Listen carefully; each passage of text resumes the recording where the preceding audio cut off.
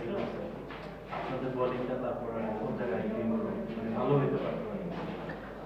আমার কাছে মনে হয় যে আমরা ভালো ওভারঅল সব দিয়ে মানে আমাদের জন্য ব্যাড ডে গেছে, বাট আমরা এক্সিকিউশন করার চেষ্টা করছি, আলটিমেটলি হয় নাই। তো মানে বলাররা ট্রাই করছে, কারণ ডিউ একটা ফ্যাক্ট থাকে, বুঝতেছেন, আপনারাও খেলা দেখছেন। সো সবাই ট্রাই করছে সবার জায়গা থেকে, আনফর্চুনেটলি হয় নাই। অফ স্পিনার দুইজন ছিল, আপনি ওই জায়গায় বড় রান আসছে, ওই জায়গাটা কি মনে হয় কিনা আপনাদের? আমি বলবো যে পিছাই যাইনি আমরা ওই জায়গা থেকে, স্টিল কামব্যাক করার সুযোগ ছিল, বা আমরা হয়ে গেছে কি মানে আমরা ওদের ওরা একটা মোমেন্টামে ছিল, ওই মোমেন্টামে খেলে গেছে, বাট আমরা ওই মোমেন্টামটা ব্রেক করতে পারি না। আমার মনে হয় ওখানে যদি আমরা মোমেন্টামটা ব্রেক করতে পারতাম, রানটা হয়তো আরও কিছু কমতো। 149 রানের ব্যবধানে হার, রানটা 254 ছিল দেখি কি এরকম হার, মানে এমন হার বিপিএল এর আগে কখনো হয়নি।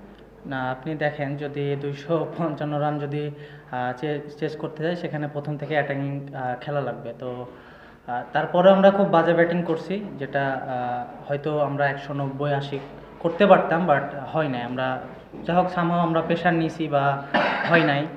আপনার সেকেন্ড হাফে ব্যাটিং করার সময় সেকেন্ড ইনিংসের সমস্যা হয়েছিল যে বলে 2টা বাউন্স ছিল, আপনার খেয়াল করছেন হয়তো, একটু বল উপরে উঠতেছিল নামতেছিল, এটাও একটা ফ্যাক্ট। ওরা যখন ব্যাটিং করছে তখন এই জিনিসটা ফেস করে নাই, বাট আমরা যখন ব্যাটিং করছি এই জিনিসটা ফেস করছি। আপনি একজন ইয়ং ক্রিকেটার, আপনার সামনে লিটন ভাই খুব ভালো একটা ইনিংস খেলেন, আপনি মাঠে দাঁড়িয়ে দেখছেন, কিছু করার ছিলেন অনেক সময়, বাট এই ব্যাটিং থেকে আপনি অ্যাজ আ ব্যাটসম্যান কি নিতে চান? উনি অনেক পজিটিভ ব্যাটিং করেছে, যেটা আমরা সবাই দেখেছি, ভালো লেগেছে। অনেক দিন পরে উনি খুব পজিটিভ ব্যাটিং করেছে।